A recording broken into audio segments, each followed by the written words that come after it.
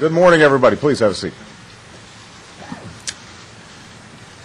It has been increasingly clear in recent months, and we saw some additional reports this morning, that we're facing an economic crisis of historic proportions. And at this defining moment in our nation's history, the old ways of thinking and the old ways of acting just won't do. We're called to seek fresh thinking and bold new ideas from the leading minds across America. And as we chart a course to economic recovery, we must ensure that our government, your government, is held accountable for delivering results. Today, I'm pleased to announce the formation of a new institution to help our economic team accomplish these goals, the President's Economic Recovery Advisory Board. This board is modeled on the President's Foreign Intelligence Advisory Board created by President Eisenhower to provide rigorous analysis and vigorous oversight to our intelligence community by individuals outside of government, individuals who would be candid and unsparing in their assessment. This new board will perform a similar function for my administration as we formulate our economic policy.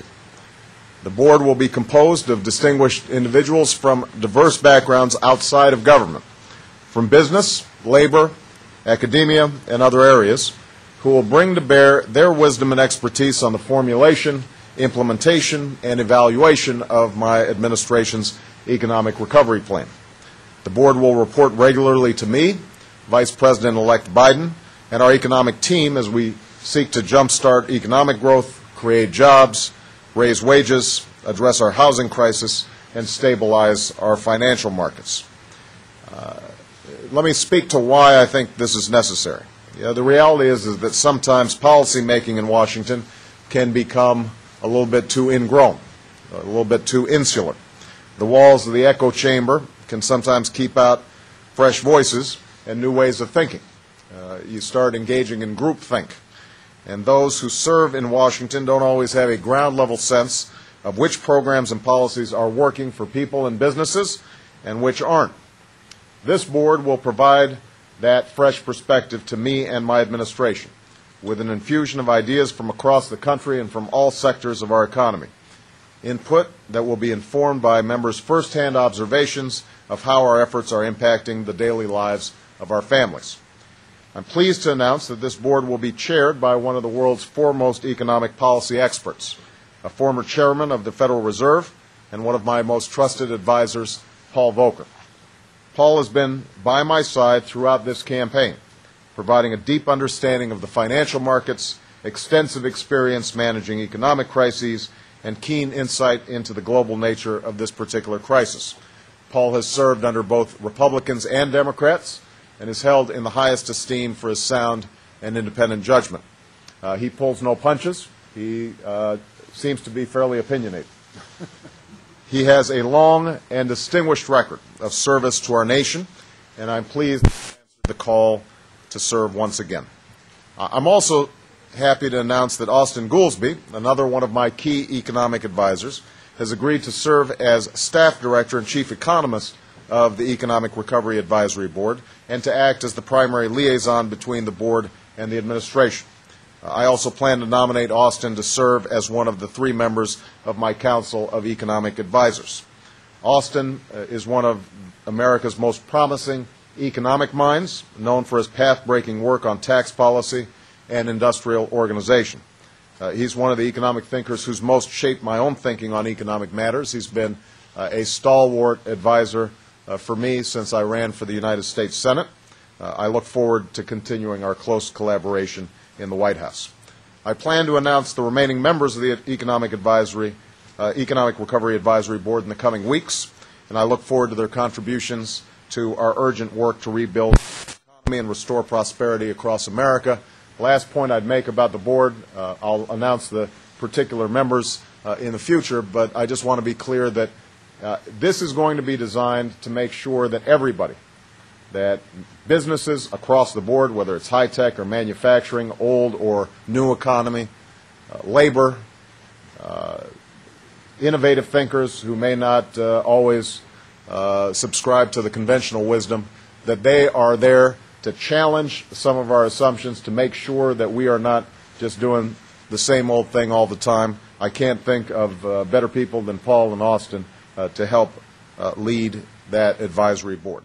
The president-elect named his White House budget chief today, saying in the economy, budget reform is not an option, it is a necessity. Senior White House correspondent Jake Tapper joins us now from Chicago with details. Hey, Jake.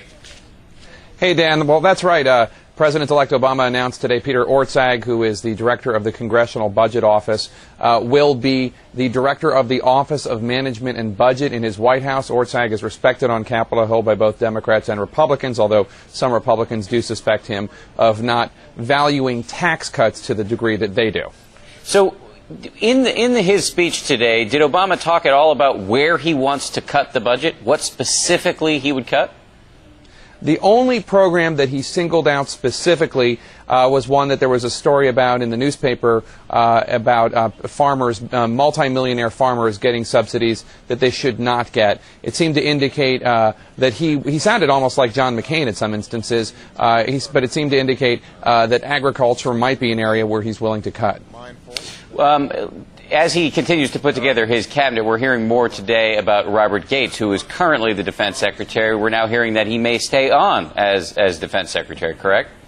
That's right. Martha Raddatz and I have sources who tell us that it is a done deal. Gates will stay on for at least a year in the top job at the Pentagon as defense chief for the beginning of the Obama administration. And we expect immediately after the Thanksgiving weekend, President-elect Obama will unveil his national security team. He's been talking about his economic team this week, but his national security team next week, we expect that will include Secretary of State nominee Hillary Clinton, National Security Advisor nominee Jim Jones, who is a Marine general, retired, and as the Director of National Intelligence, former Admiral Dennis Blair.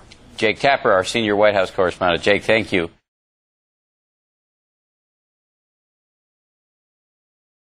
Choosing a running mate is perhaps the most important issue facing Barack Obama between now and the Democratic Convention in August.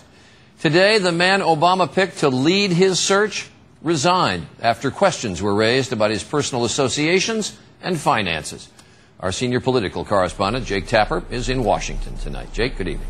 Good evening, Charlie. A big headache for Barack Obama. The head of his vice presidential search committee, Jim Johnson, resigned amidst criticisms that Johnson personified the very special interests in Washington insiders whom Obama campaigns against.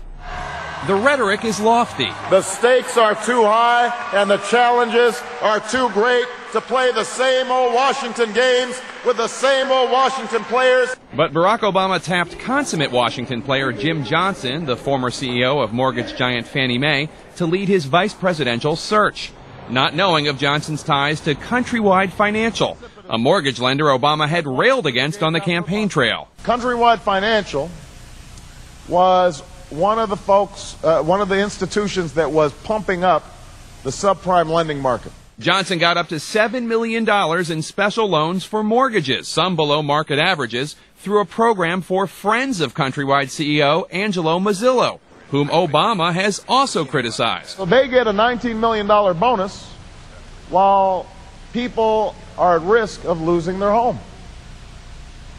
Now, what's wrong with this picture?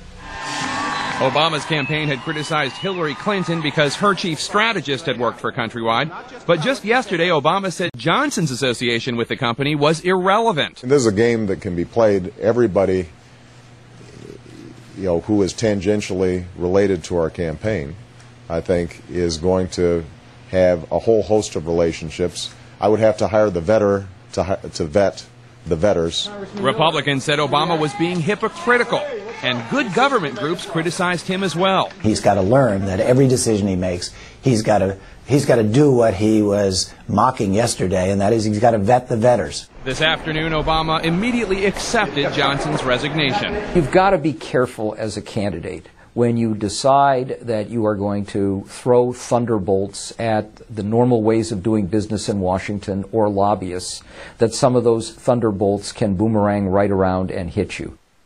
John McCain's campaign said the incident raises questions about Obama's judgment. For his part, McCain's vice presidential search is being headed by Arthur Culverhouse, who, despite McCain's rhetoric against lobbyists, is a former lobbyist, like many senior members of McCain's campaign staff. Charlie? Jake Tapper in Washington. Thanks.